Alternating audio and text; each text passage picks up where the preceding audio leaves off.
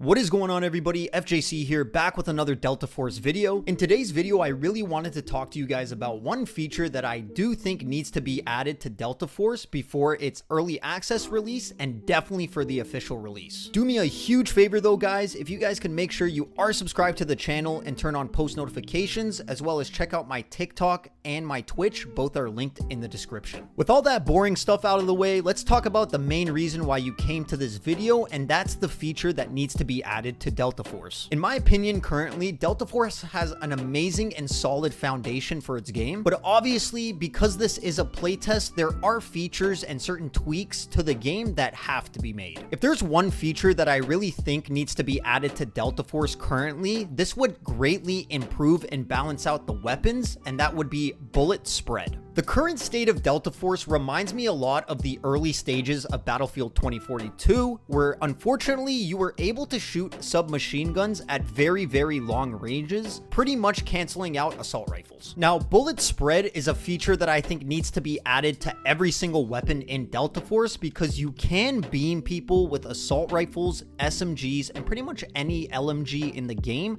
at super far ranges without canceling your spray. The reason why I even wanted to make a dedicated video on this is because Delta Force is a game that has a ton of long-range gunfights. And if you've played Delta Force regularly, of course, depending on what type of attachments you throw on the weapon, that will depend on how much recoil is on your gun. And now that the playtest has been out for exactly a month the day that I'm recording this commentary, at this stage of the playtest, pretty much everybody and their mother has a weapon build that is an insane zero recoil beam build. And this could be another area that the devs of Delta Force look into, because it does seem like certain attachments do more than what their pros and cons are listed as. And it's also very clear that this stage of the game, people have found a quote-unquote attachment meta where you can do the double riser tech. And if you don't know what that is, you use the Hydra riser and then you put the micro point riser on top of that, and then you put your red dot sight on top of that, and that just gives you extra stats for the weapon. There is also the strategy of adding multiple handguards to the weapon, so that way the control stat is increased. And the reason that I even mention that stuff is because we're at a stage in the game now where weapons pretty much have no recoil, so beaming somebody at longer ranges really isn't that difficult anymore. And I've beamed people from 200 plus meters away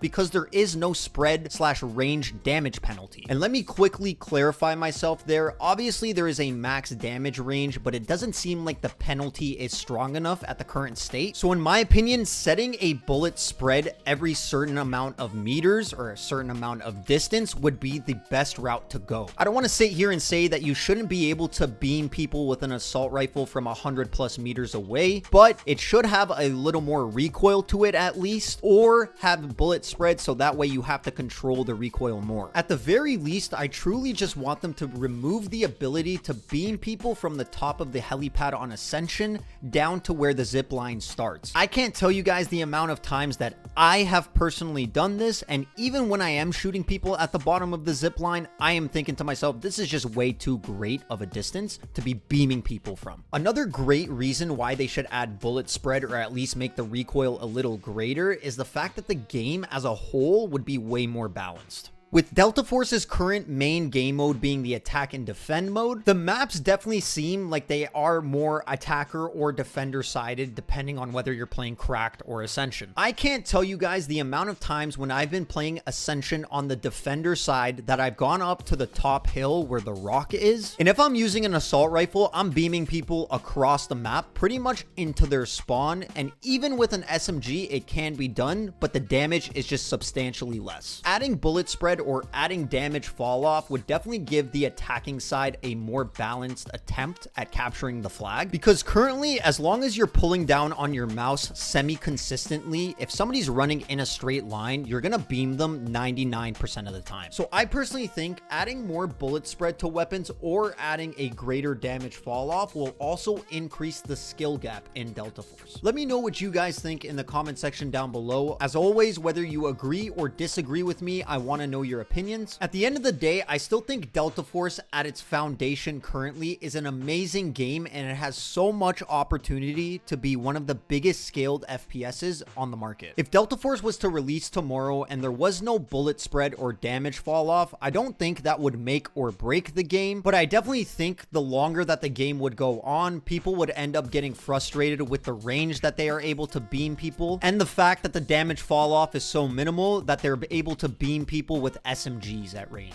Once again, guys, like, comment, and subscribe on the video, and I'll see you all in the next one. Peace out. Much love.